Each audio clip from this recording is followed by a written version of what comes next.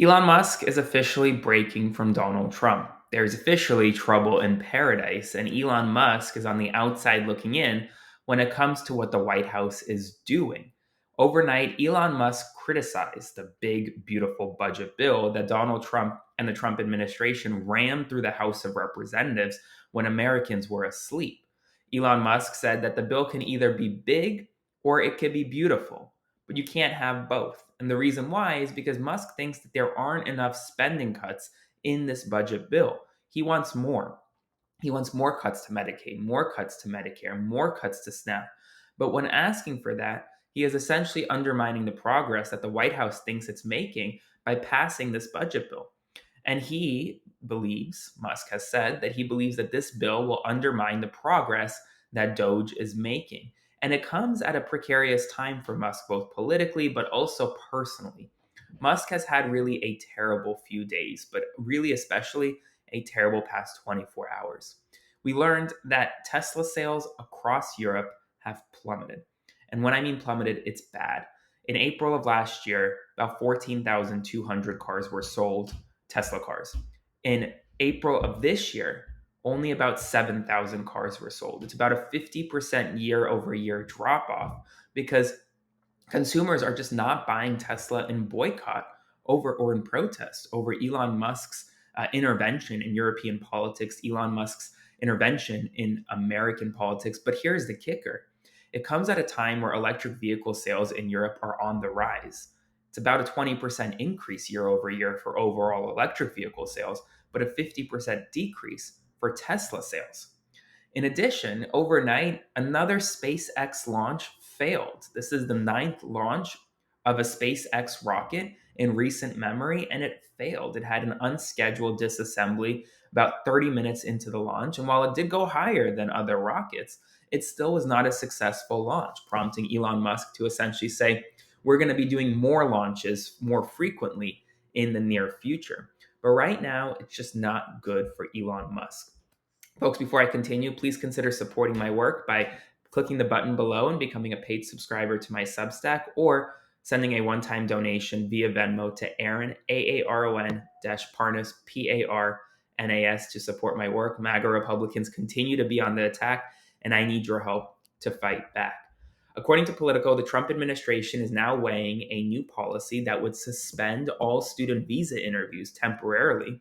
And instead, while they kind of work out this policy to further review social media accounts of individuals wanting a student visa, they're going to be doing deep dives into the TikToks, Twitters, Instagrams, and more of individuals applying to enter the United States on a student visa. But this could significantly hamper enrollment for colleges because it's unclear how long student visa interviews will be suspended. The United States Supreme Court declined to hear a Massachusetts student's challenge after he was barred from wearing a t-shirt stating, quote, "There are only two genders." Justices Thomas and Justice Alito dissented. They would have heard the case. A U.S. federal judge has rejected Donald Trump's executive order targeting Wilmer Hale, another big law firm. Judge Leon, in a 73-page opinion, emphasized the importance of an independent judiciary, saying, quote, "The founding fathers knew this." More and more companies are growing wary of potentially rolling back or scaling back their DEI policies after seeing the boycott of Target work.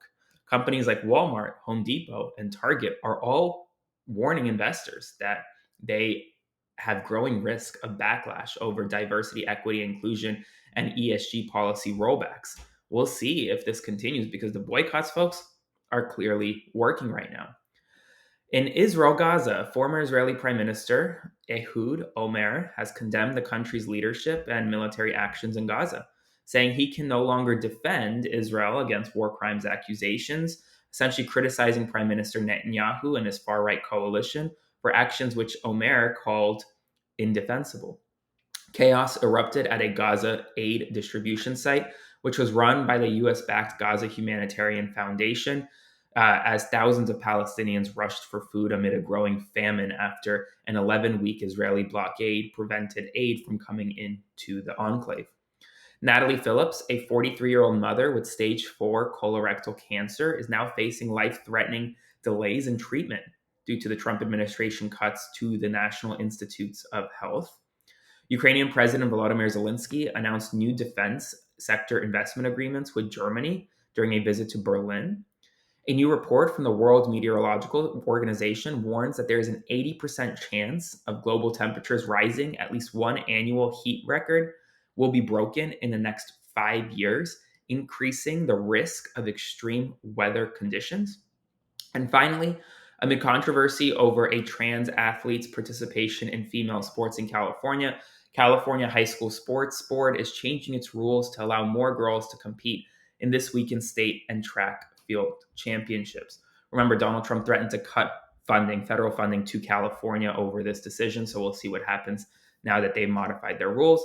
That's all the news right now. There'll be much more news throughout the day. So bear with me and stay tuned. I'll see you this evening. And if you want to support my work, click the button below, become a paid subscriber to my Substack today, or send a one-time donation to Aaron-Parnas via Venmo.